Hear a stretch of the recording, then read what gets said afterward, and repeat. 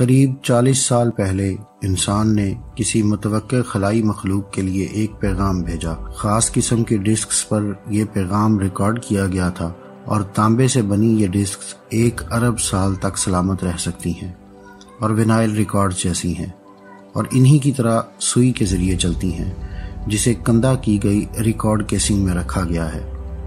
ان records کا مقصد کرۂ ارض کے انسانوں کی جانب سے دور دراز کی اجنبی تہذیبوں کو پیغام پہنچانا ہے۔ ان ریکارڈز میں آوازیں، موسیقی اور یہاں تک کہ تصاویر بھی موجود ہیں۔ ان ریکارڈز کے ذریعے کسی دور دراز سیارے پر بسنے والی مخلوق کو بتانا ہے کہ زمین کیسی ہے، یہاں پر رہنے والے لوگ کیسے ہیں اور ان ریکارڈز کو کس نے بنایا ہے۔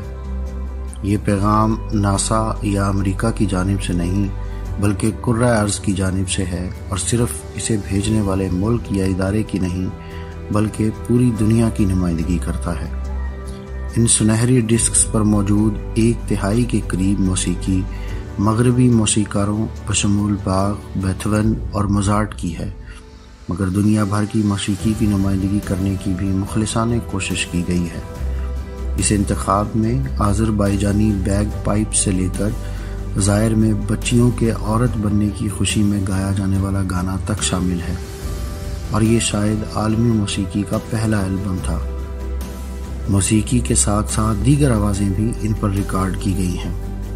ویسے تو ڈیوک النگٹن، چک بیری اور امریکی قبائل کی موسیقی اس میں شامل ہے، مگر وائجر 2 کی لانچ سے کچھ ہی عرصہ پہلے وفات پانے والے مشہور گلوکار ایلوس پریسلے اس ڈسک پر نہیں ہیں، مگر موسیقی اس پورے منصوبے کا سب سے کم متنازع حصہ تھی۔ وائجر کے پیشرو خلائی جہازوں پائنیئر 10 اور پائنیئر 11 پر ایک برہنہ مرد اور عورت کی عکاسی کرنے والی تختیاں نصب تھیں۔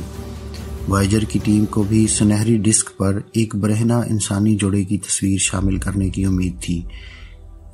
ایک حاملہ عورت کی تصویر بھی تجویز کی گئی، مگر اس کو بھی بعد ازاں رد کر دیا گیا۔ اگر آپ سائنس اور اسپیس کے دلچسپ رازوں کے بارے میں جاننا چاہتے ہیں تو لائک اور سبسکرائب کیجیے ہمارا چینل اور گھنٹی کا بٹن دبائیے تاکہ نئی ویڈیوز آپ کو فوری مل سکیں۔ وائجر 1 اور وائجر 2 کے نام سے بھجوائے گئے یہ خلائی جہاز گزشتہ 40 برس میں دور دراز کا سفر کر کے اس وقت بالترتیب 20 ارب اور 17 ارب کلومیٹر کی دوری پر ہیں۔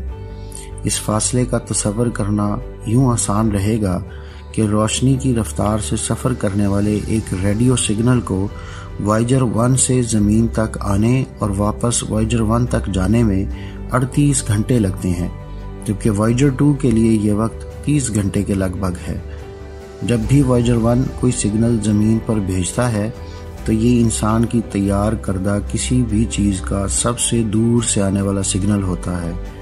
ذرا غور کیجئے کہ چند کلومیٹر دور ہونے پر موبائل نیٹ ورک کے سگنل کمزور ہو جاتے ہیں، مگر خلائی جہاز پر نصب ٹرانسمیٹر جو صرف 12 واٹ طاقت سے چلتا ہے اور اپنی زیادہ سے زیادہ طاقت پر بھی یہ 20 واٹ توانائی استعمال کرتا ہے، جو کہ کسی ریفریجریٹر میں لگے بلب جتنی توانائی ہے، ایسی کم ترین توانائی سے چلنے والے ٹرانسمیٹر کی طرف سے بھیجے گئے ریڈیو سگنل ناسا کا ڈیپ سپیس نیٹ ورک وصول کرتا ہے۔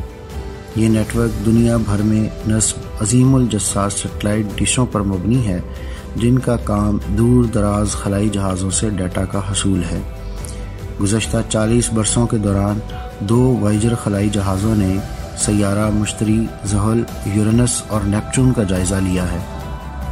انہوں نے ان دنیاؤں کے تفصیلی مناظر زمین پر بھیجے، جن میں برف سے ڈھکے، آتش فشاؤں سے اٹے اور ایندھن پر مشتمل سموگ سے بھرے چاند بھی شامل ہیں۔ ان مشنز نے زمین پر ہمارے نقطہ نظر کو تبدیل کر دیا ہے اور اپنے ساتھ منسلک سنہرے گراموفون ریکارڈز کے ساتھ یہ انسانی تہذیب کو اپنے ساتھ ستاروں تک بھی لے جا رہے ہیں۔ سن 1979 میں اپنی لانچ کے 18 ماہ بعد وائجر 1 اور وائجر 2 نے سیارہ مشتری کا جائزہ لینا شروع کیا اور بے مثال تفصیل سے اس کے بادلوں کی تصاویر اتاریں۔ خلائی جہازوں پر موجود ٹی وی کیمروں سے آنے والی تصاویر کا معیار حیرت انگیز تھا۔ سیاروں کے چاندوں سے کچھ سب سے زیادہ حیران کن مشاہدات سامنے آئے۔ وائجر خلائی جہازوں کی مدد سے معلوم ہوا کہ یہ چاند پتھروں کے ٹکڑوں سے کہیں زیادہ تھے۔ وائجر خلائی جہازوں سے پہلے تک ہم یہ سمجھتے تھے کہ آتش فشاں صرف زمین پر پائے جاتے ہیں، مگر پھر ہم مشتری کے چاند آئیو کے قریب سے گزرے جو حجم میں ہمارے چاند جتنا ہی ہے، اور اس پر زمین سے 10 گنا زیادہ آتش فشانی سرگرمی ہوتی ہے۔ وائجر نے ہمارے نظام شمسی کے بارے میں وہ نقطہ نظر بالکل پلٹ دیا جس میں زمین ہی سب سے زیادہ اہم سیارہ تھی۔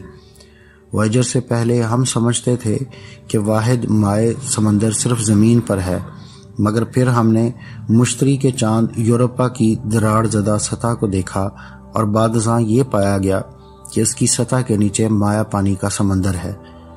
اگرچہ انسانیت کی تاریخ میں شاید ہی کسی مہم نے ان دونوں وائجر خلائی جہازوں جتنی سائنسی کامیابیاں حاصل کی ہوں، مگر وائجر خلائی مشن کے لیے سب سے عظیم ترین لمحہ 14 فروری 1990 کو آیا۔ یہ وہ دن تھا جب وائجر 2 نے اپنے کیمروں کا رخ زمین کی طرف کیا تاکہ پورے نظام شمسی کی تصویر لی جا سکے۔ اس پوری تصویر میں زمین صرف ایک پکسل پر مبنی پھیکے سے نقطے کی مانند نظر آتی ہے، جس سے ہمیں کائنات میں اپنی اہمیت کا اندازہ ہوتا ہے۔ یہ خلا میں تیرنے والی ایک نہایت چھوٹی سی چیز ہے، اور زمین ہی وہ جگہ ہے جہاں وہ تمام زندگی موجود ہے جسے ہم جانتے ہیں۔ یہ خوف زدہ کر دینے والا خیال ہے کہ کوئی ایک واقعہ بھی کائنات کی اس پوری زندگی کا خاتمہ کر سکتا ہے جسے ہم جانتے ہیں۔ یہ ایک قیمتی تصویر ہے جو ہمیں یہ سمجھنے میں مدد دیتی ہے کہ کائنات میں ہمارا مقام کس قدر نازک اور چھوٹا ہے۔ وائجر 1 اب خلا میں چلتا ہی جا رہا ہے، اور آنے والے چند سالوں میں وائجر 2 بھی نظام شمسی سے باہر نکل جائے گا، مگر وقت ختم ہوتا جا رہا ہے۔ یہ خلائی جہاز جوہری بیٹریوں سے توانائی حاصل کرتے ہیں۔ پلوٹونیم کے ٹوٹنے سے پیدا ہونے والی گرمی سے بجلی پیدا ہوتی ہے، مگر ہر سال 4 واٹ کم گرمی پیدا ہوتی ہے۔ اگرچہ خلائی جہاز پر موجود بہت سے آلات جیسا کہ کیمرے وغیرہ پہلے ہی بند کر دیے گئے ہیں، اور اب صرف انتہائی ضروری آلات ہی چلائے جاتے ہیں، جیسا کہ انتہائی کم ٹمپریچر سے بچاؤ کے لیے ہیٹر چلائے جاتے ہیں۔ شاید اگلے 10 سالوں میں کسی دن وائجر 1 اور 2 کو بند کرنا پڑے گا۔ ایک دن ایسا آئے گا جب ہم وائجر سے سگنل پکڑنے کی کوشش کریں گے، مگر ہمیں سگنل نہیں ملے گا۔ وائجر مشن شاید ہمیشہ چلتا رہے، اور شاید یہ انسانی تہذیب سے بھی زیادہ عرصے تک قائم رہے۔ وائجر خلائی جہاز ملکی وے کہکشاں کے لیے ہمارے خاموش سفیر بنیں گے، اور یہ اربوں سالوں تک کہکشاں کے گرد گردش کرتے رہیں گے۔ مستقبل میں کبھی کوئی چیز یا کوئی مخلوق انہیں تلاش کرے گی، گولڈن ریکارڈ چلائے گی اور ایسی تہذیب کو دیکھے گی جو اس وقت تک ایک قدیم تہذیب بن چکی ہوگی۔ ہو سکتا ہے کہ جب تک گولڈن ریکارڈ کسی کے ہاتھ لگے تب تک زمین ختم بھی ہو چکی ہو۔